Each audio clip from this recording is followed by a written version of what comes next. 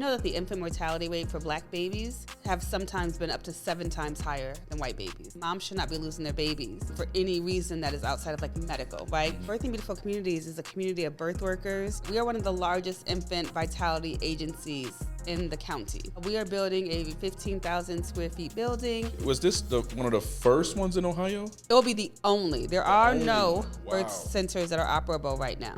Wow. Our program is free of charge. All you have to do is just reach out to us. We have parenting classes, we have nutritional classes, we have housing support. When I hear you say that, I think about that saying it takes a village. Like y'all are literally doing everything it takes to make sure the family is okay from beginning to end and a little bit more after that. This is true legacy work for my people. Every day, I am driven by getting this birth center done.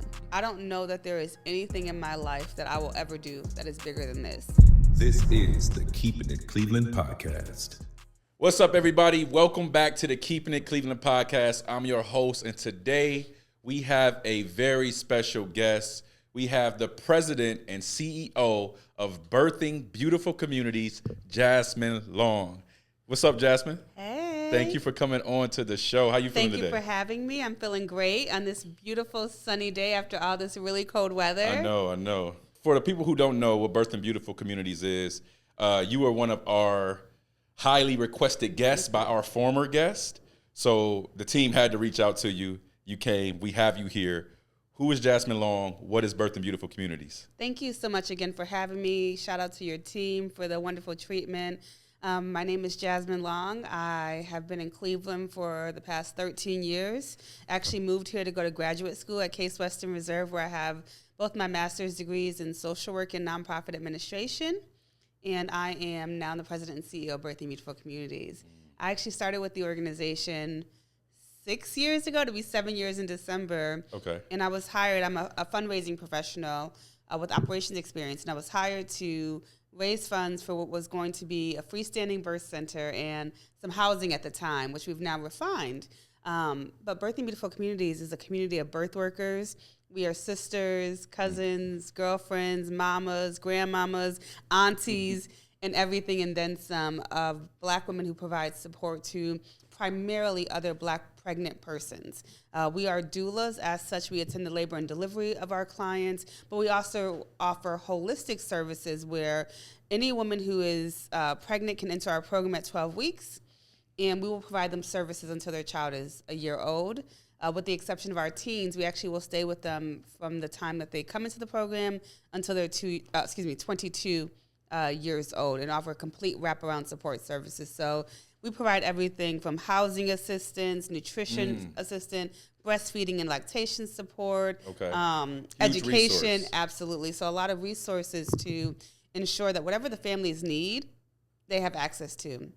And particularly because we're working to impact an area of our lives of infant mortality, which is Black women, regardless of our socioeconomic status, still face major challenges around. We are African-American women with a master's degree are more likely to lose their babies than white women with no high school diplomas. Wow. And so we know that racism, toxic stress, and all of those things have a major impact.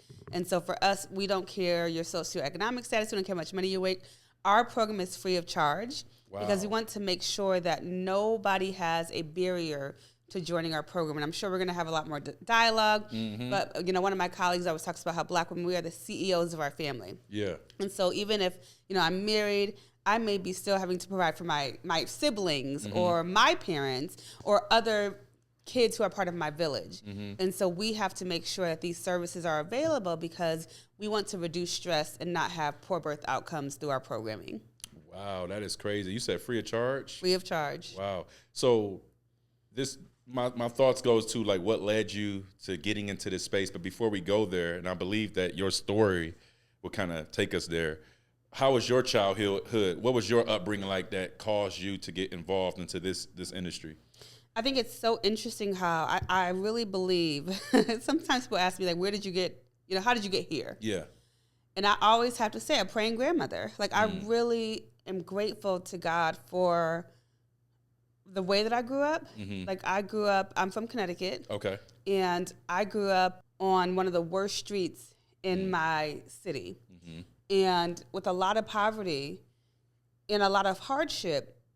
But my family, we all lived in 2-3 family houses right next to each other. Okay. The whole family? Like, by immediately. Yeah, so I get what you're saying. On the first floor, well, it was all of us. On the first floor, it was my aunt and her kids. Uh-huh. On the second floor was my grandmother and her brother. On the third floor of my place was my mom and our family. And in the house next door to us was my uncles. And then my grandmother's sisters lived right next door to each other. Mm-hmm. And you can see how, like, that's how I grew up, right? And so, again, not a lot of money, but a lot of family and a lot of love and a lot of protection. And I've always been, like, the protector, always been, like, the adult. And I've always been a grown woman because I grew up around my grandmother and them, right? And so that has rooted how I see and feel about Black women. And I think to do this work for me is so important to see Black women as deserving dignity and whatever their birthing experience is. And I'm not a mom, right? But I recognize that, like, we deserve to have whatever we deserve to have. And being moms is a big deal. And it's a thing that we take seriously. And it's something that we cherish. And I think about growing up, like, my grandmother was one of 9. But always she would say, like, oh, you know, I have 9 siblings and then the twins that died. Like, we talk about death of children in utero so casually because so many. You get used to it. Yes. It's so normal. It's so inherent to us. Like, death is so inherent to us that, like, I watch things on social media and it's like, you know, we have the repast and then right next to it we do an electric slide, right? Because like we can rejoice in not suffering, or we can rejoice in those things, but there's a lot of grief that comes along with that as well that we don't always process, and we haven't because we don't get to slow down. We got to still go to work and do this. And so we don't always get to process the traumas that we deal with. And so that's like a short story of like my upbringing that led me to really feeling connected to this work. And I'm passionate about it because, again, the women that I work with are my mom. They're my aunts. They're my cousins. They're my sisters. So Connecticut to Cleveland. Man, it is so interesting that a lot of our guests are not even from Cleveland, but they're impacting Cleveland, which is dope. What led you to this city? Whew. Okay, so I moved to Cleveland, sight unseen. Okay. I signed up to, when you talk about the trajectory, I wanted to be an attorney, and I wanted to go to law school. And in my junior year of college, in the spring semester, I actually studied abroad in South Africa. Wow, that's dope. And I had always wanted to be a lawyer since I was 10, 11 years old. But that was because I wanted to do advocacy work. And in my mind as a child, lawyer, nurse, doctor, teacher, those are the jobs. And so throughout my experience in South Africa and having the opportunity to be engaged in this really immersive program, I started to realize, like, I never wanted to actually go to law school. Okay. Because I wanted to do advocacy work. And that there were other ways to do advocacy work. And so by happenstance, I was in a program in college, and they said, hey, we're having this program, and students are in my program. If you're interested in this field, you should come learn about Case Western Reserve University. And so I went to the little meet and greet, got my pizza, listen to what they had to say.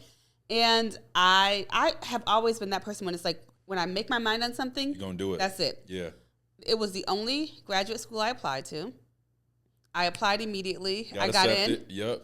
I was like that senior that knew, like, at the end of like the fall semester where she was going. So all I had to do was make sure I didn't fail. And I was set. Like, that was my senior year. So from Connecticut to Africa to Case Western Reserve in Cleveland. Yeah. Okay, keep going.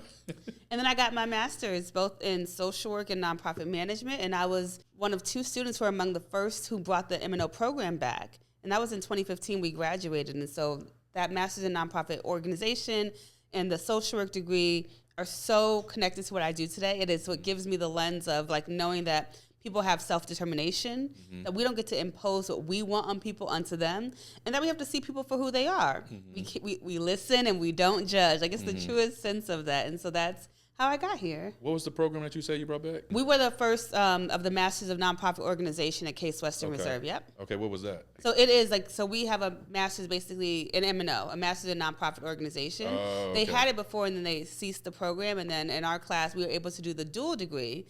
So it's like you can get the MSSA and an MPH. You can get the MSSA and a JD. And so then in 2015, they 2016, 2013, they brought back the idea that you could do an MSSA, the Master's of Science in Social Administration, and a Master's of Nonprofit Organization. Okay. So that's really understanding how to run a nonprofit, how to understand governance and the things that are required with a nonprofit, because nonprofits are really different than for-profits. And there's a lot of technicalities that you need to understand, both to be a leader, but also to steward correctly if you're a board member.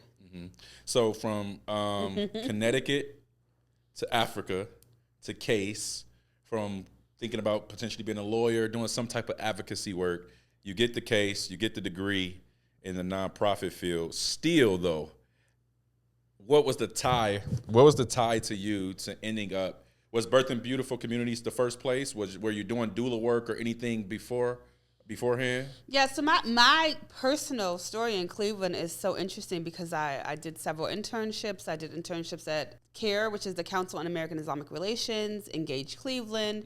I worked at Forest City. Okay. And my first career was actually at an organization called Global Cleveland. Okay. How long have you been in Cleveland? 13 years. Okay, 13 years. This is home for me. I've been here since I was 18 years old.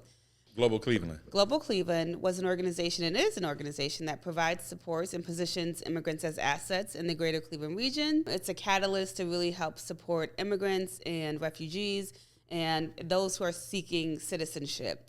So I'm very proud of my tenure there because we started a program where we actually attend, and I believe they still do, attend the naturalization ceremonies for immigrants and provide them with resources and tools, whether they've been in the country for 5 years or 30 years, to help them access banking and all those great things that they need to do. I'm very lucky and blessed to have had a great boss there by the name of Joe Simperman. He's a former city council person in my ward, Ward 3, and he really invested a lot in me. So this gets to your question. I wanted to be a doula. I had started hearing about the infant mortality crisis, and something said to me, like, you should become a doula. And he invested in me going into a program that let me train to be a doula. At the same time, he also, and this was maybe his first month on the job, he was new as my boss, and he let me go to Kenya, Tanzania, Zanzibar, Rwanda, and Kenya. Wow. And this experience, I was there for about a month.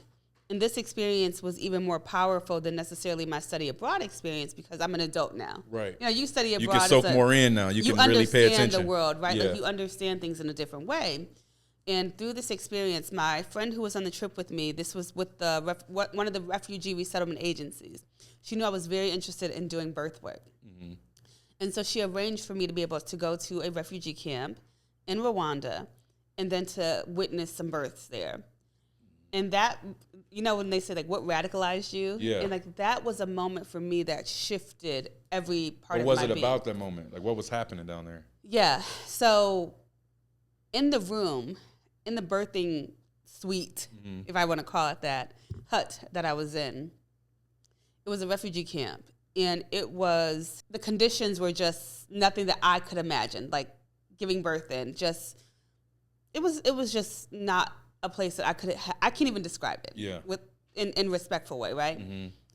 And I remember saying, if they can give birth in places like this and not have the infant mortality that we have as Black people, it's crazy. That's telling me that it is not about us taking care of ourselves. It's not about the conditions. It is about racism. It is about how we are treated and made to feel and the toxic stress that builds up in us that is leading to poor birth outcomes. And that was the moment that it clicked to me that I needed to do this work.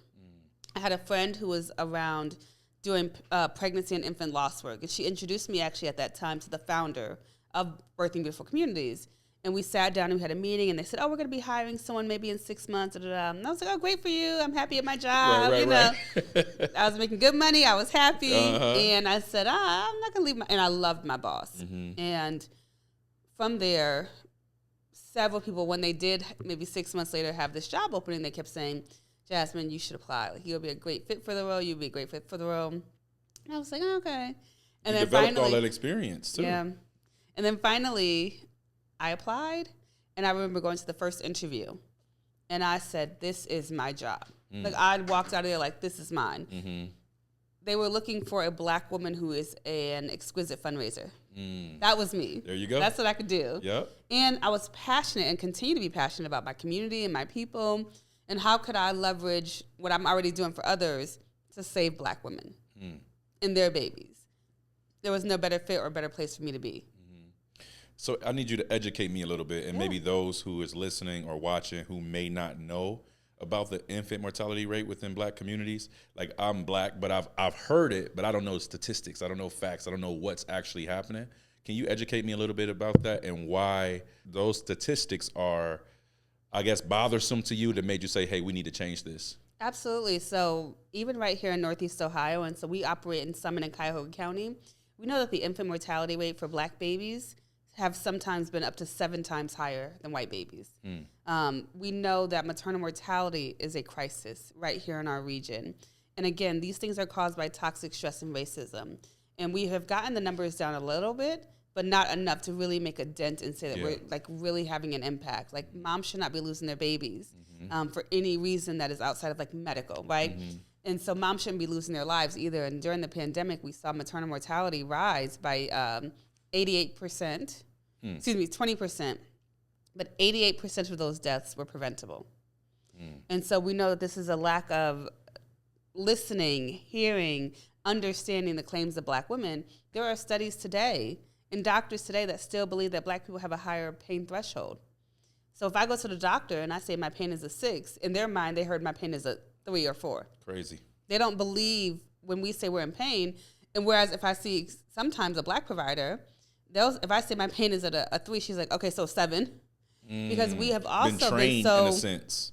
Yeah. We don't think about what pain is. Like, I mean, think about it. Like, I don't process pain because I don't have a chance to like actually do something about it. Right. Like, I just have to keep going sometimes. And so we have become accustomed to that as a people to be like, okay, you just power through. Yeah. You just power through. And so what we're trying to do is unlearn some of those behaviors and also let Black people know it's okay to not be okay.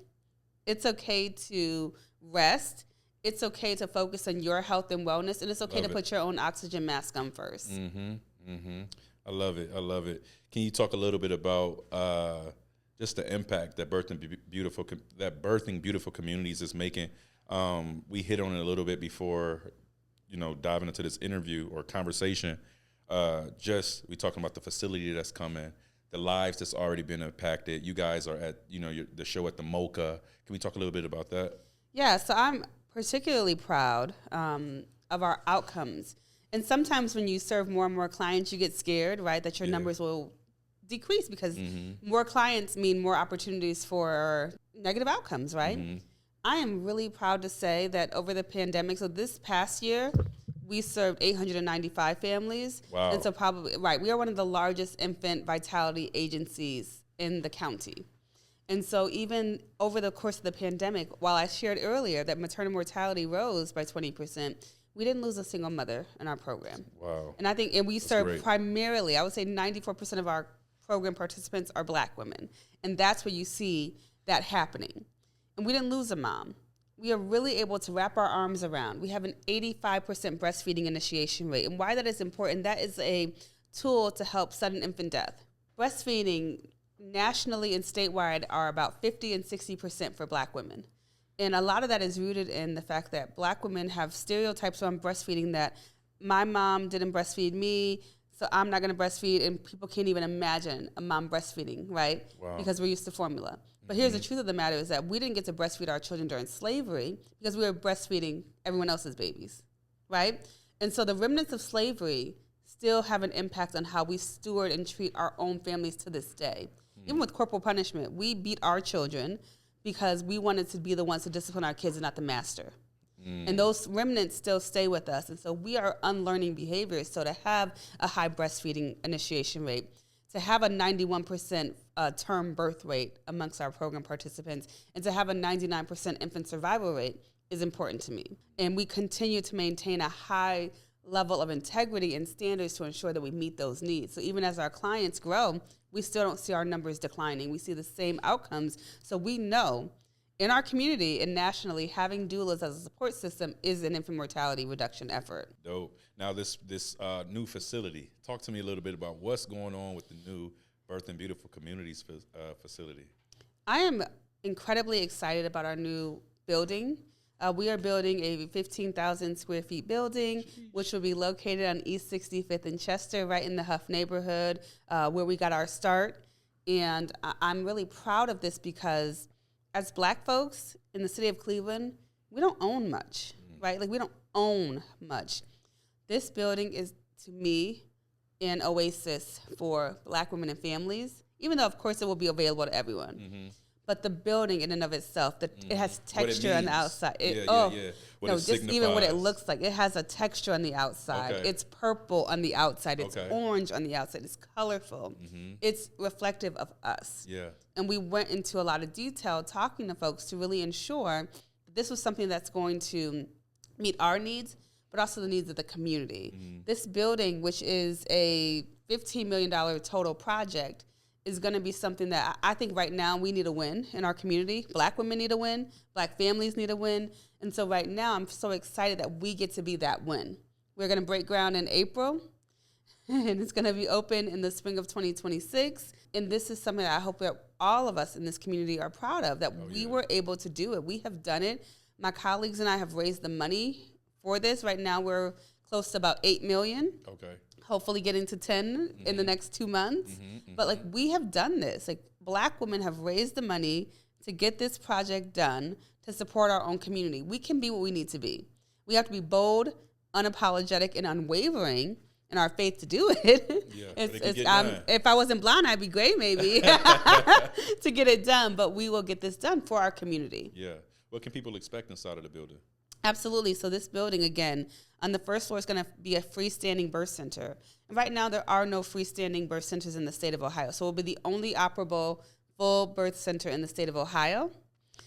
We will have on the second floor our administrative offices. And then on the third floor, it's going to be really a space for classes for our clients, community members, a test kitchen. We'll do cooking demonstrations and all of those things that really support the health and wellness of moms. And so very much excited for the opportunity to bring something that belongs to us in our community, in the Huff neighborhood, where I love Cleveland Clinic. I work with them a lot. I love UH. They're going to be across the street.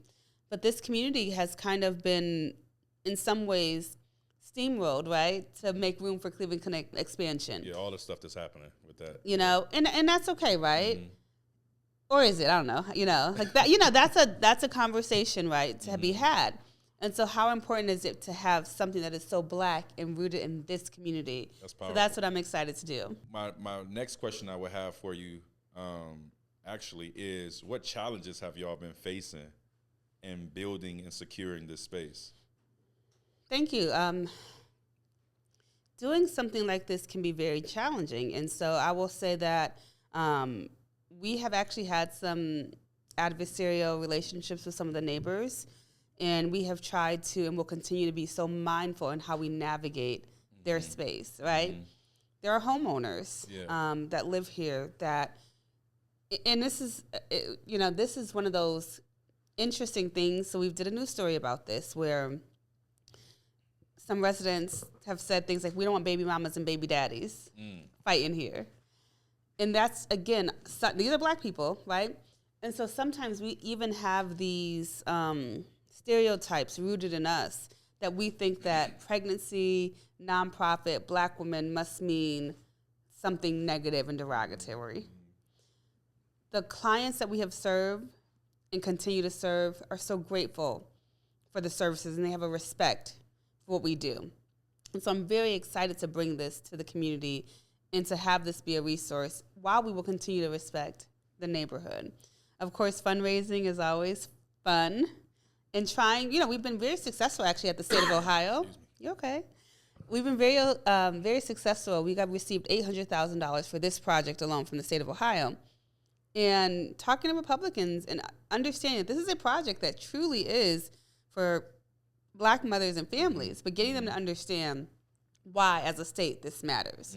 And so being able to make the case in every room that we go in for the dignity of the clients that we serve. And it's been very successful, but it's challenging work. It is, I would say, hard on my staff, too, because we are Black women providing services for other Black women.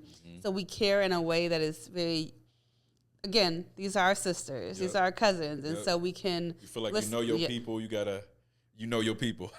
which is one of the fun parts when it's like, you want what? Girl, stop playing with me. Go play with the other people. Like, so we can have that kind of good relationship with them where it's like, play with them, not us, but still we feel very indebted and very connected and want to provide services and want to help them and go above and beyond what a normal organization would do because these are our people. Yep. Now, clarify for me, did I hear you say, was this one of the first ones in Ohio? It will be the only. There are no Wow. birth centers that are operable right now. Wow. Okay. And for those that's listening or watching, what exactly is a doula?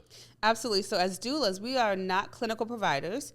We are labor and delivery support coaches. So we provide social support. We help moms make a birth plan, We help them understand their labor and delivery techniques. And we also make the birth plan that I spoke about. We help them achieve the labor and delivery that they want. So if they want music, if they want essential oils, if they want lights off, we are there to ensure that they have that. We're there to be an advocate for them when they're in the healthcare system as well, and empower them to speak up for themselves. So with all the change that you are seeing and the work that you are doing within Birth and Beautiful Communities, what makes it all rewarding? Yeah, so even our capital campaign, it's called the Village of Joy. And because we don't see death in the way that is pervasive for those who are not necessarily in our program, we are a village of joy. We are a village of sisters. We are women who genuinely love each other. I think it's something to be said about the fact that I have a staff and team of 70 Black women who genuinely love and adore each other, who will show up for one another. And we know that we really wrap our arms around the clients that we serve. And we see that in the outcomes. We see that in the folks who are willing to show up for us. We see that in the women who, because they don't have a community, sometimes have another baby to be with us, and we tell them, okay, now you don't got to have another baby. We'll still stay with you. But, like, this is a community. This is a family. Dope. This is a sisterhood. This is you're stuck with us. And the dads, right? We have dads who are a part of our program who show up, who do the hard work for us, who, again, we're all ladies. When it's time to move some stuff, they come to that office, they get it done, they help us out, and they support their wives. I'll say this, too. Dads love being treated with respect just as much as their wives during this process, too. With me having 2 kids, that was one thing with me and my wife that we were thinking, like, my wife made it known that, no, you don't just ask me, that you ask him as well when we went to the hospital. And it's like, yeah, you want to feel like, hey, I'm a part of this process, too, because you are, you know. And it's okay. And I think that, you know, we talk, of course, a lot about moms because that's where the infant mortality and maternal, but when we work with the dads, it is sometimes a very unique and peculiar situation because as a father, your first thought is you want to protect your wife or your partner. You want to make sure that they're safe. And so when and this is why it's important for us to be there too, because we can help de-escalate a situation. In those emergency C-sections, in those a lot of loss of blood, what do I do moments, we are there to say it's okay, right? It's okay. Let's take a breath and we'll be okay. And so we have to recognize that, like, Black fathers are very involved in their kids' lives. And so for us, it's whether you guys are still together or not. We do co-parenting classes. We do, how to co-parent when you're not together anymore, but still, keep that child first. And so we experience this, again, a lot with our dads. They are there to be a support system to their partners. Even with our teens. Our teen dads, they want to know how to help, and they want to know what they can do, and they want to know how to better themselves. And we know, like, for pregnant women, that's actually a very high time of domestic violence because dads sometimes feel insecure about, like, knowing how am I going to provide for this child. And so we take away some of that fear by, again, helping with the jobs, helping with the education, helping to support them so that they know it is okay. It is okay, and we are going to get through this, and it's going to be fine. And we are your support system. We are your village. We are here to help you. Women are not. Like, when we have some men who volunteer with our program as well to help these young men know what they want to do. And so I'm cracking up because, it's like the world sees our Black boys as adults. I'm like 30-year-old, okay, young baby, how we going to help? That's a kid to me too. So we have so much to learn, and how do we support folks and really bringing life into this world? If you could say one thing to a mom that's watching, what would it be? I want every mother, person who knows a pregnant person, pregnant mom, to know that please don't feel like you are taking advantage by using Birth and Beautiful Community Services. I have some friends who say, well, I have a particular friend who said, well, a colleague, right? And she said, I didn't use BBC services because I didn't want to take those services away from someone who needed it. Yeah. But she ended up having her baby survive, but she had a really challenging birth. And I said, but you needed our services. Right. Yep. And so often, again, we try to put on the oxygen mask for everyone else that we don't put the oxygen mask on for ourselves. And so my thing is put your oxygen mask on and you reach out to us at Birthing Beautiful Communities. You can find us at 216-307-1538 or www.birthingbeautiful.org in order to receive services. We want to help you. We are here for you regardless of socioeconomic status. We have a ton of clients that just run the gamut. Yeah. Run the gamut. And that's because we know that Black women sometimes, again, we need support. Because sometimes we might have to put the oxygen mask on for you. So that's what we'll do. But at least put your oxygen mask on and come see us. So what are some other resources that Birthing Beautiful Communities offer for those moms and families outside of just helping with the birth of the baby? Yes. Again, so we are staying with them for up to a year when their baby is born. So even in that pregnancy, we have a class series called Breathe that is to help moms address panic, anxiety, depression, fear, so really mental health and behavioral health. We offer grief recovery for those who may have had a loss in their life. And loss doesn't have to look like what we might think of a death. Like loss might be the life that you thought you were going to live before you had kids. Loss might be giving up myself because I got married and now I have to conform to or be a different person, right? Like loss is so unique. And so we have those classes, we have parenting classes, we have nutritional classes, we have housing support, grocery store rides, doctor's appointments we will attend with you. The whole gamut. We will do we are truly in the sense that we will do anything that a person needs. So it can be niche and broad at the same time. When I hear you say that, I think about that saying, it takes a village. Like y'all are literally doing everything it takes to make sure that the family is okay from beginning to end. And a little bit more after that. Yeah. Absolutely, because it does take a village. And I think that I will say in these times, I think we're going to need our village more and more. And so as Black folks, we're going to have to get back to community in a way that we have maybe drifted away from because it genuinely does take a village. We live in Cleveland, which is one of the largest, most poor cities in this country. And we know what poverty leads to. We know the violence, the anger, the despair that comes along with that. And so we have to step up and really be a support system for those in our village. And that's the immediate village. And then sometimes for those of us who can do it, it's the extended village. What is something that keep you going? I got to wake up tomorrow. I got to get this done. What is that thing? Every day, I am driven by getting this birth center done.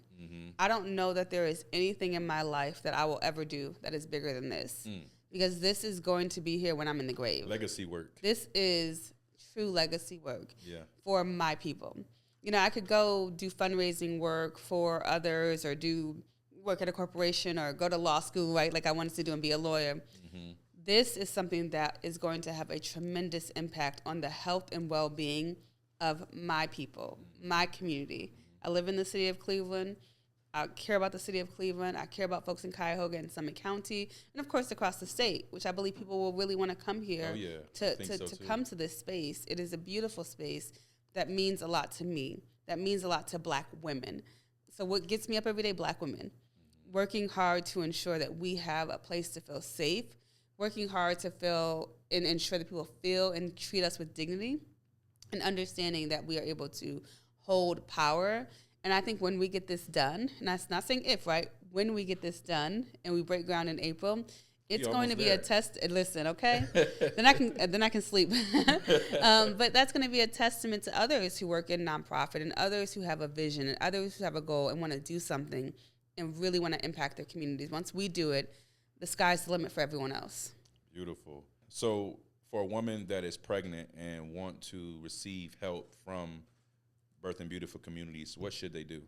Absolutely. So for any pregnant or newly postpartum person who wants to receive our services or care from our program, all you have to do is just reach out to us through the phone number 216-307-1538 or on our website, birthingbeautiful.org. You can sign up for an intake.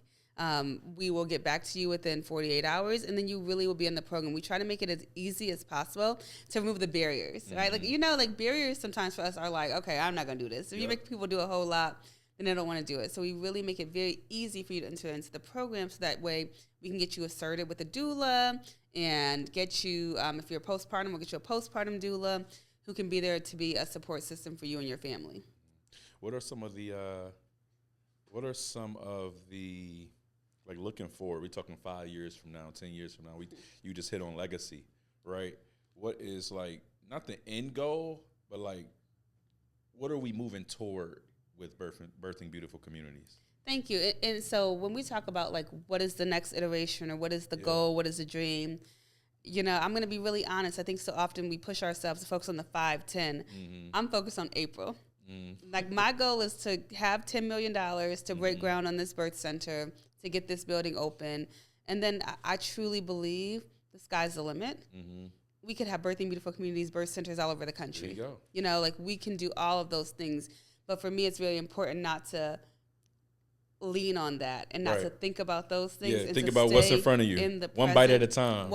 How do you eat an elephant? Elephant one bite at a time, right? And so to really focus on how do we ensure that we do this well, and then let everything else fall as it may. So even when people ask me personally, like, well, what's your career goals and this and that, I can't.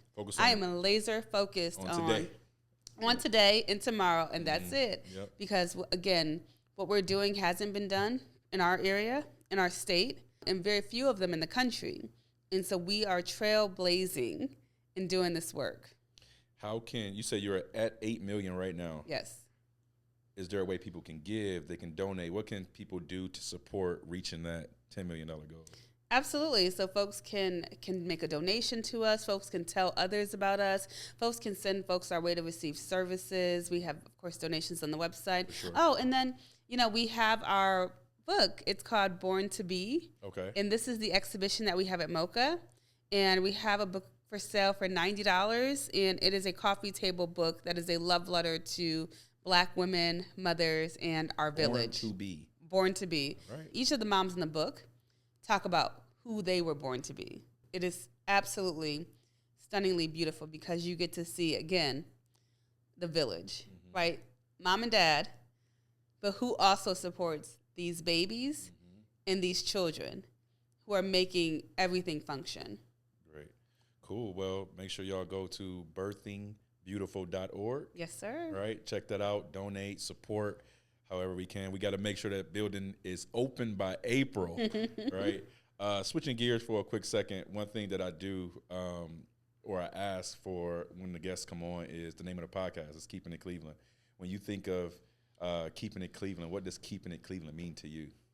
Loving the Browns no matter what. No. Loving the Browns? Cleveland, again, this has been my home for the past 13 years. I think there's such a grit. And I think people say if you can make it in New York, you can make it anywhere. I think if you can make it in Cleveland, you can make it anywhere.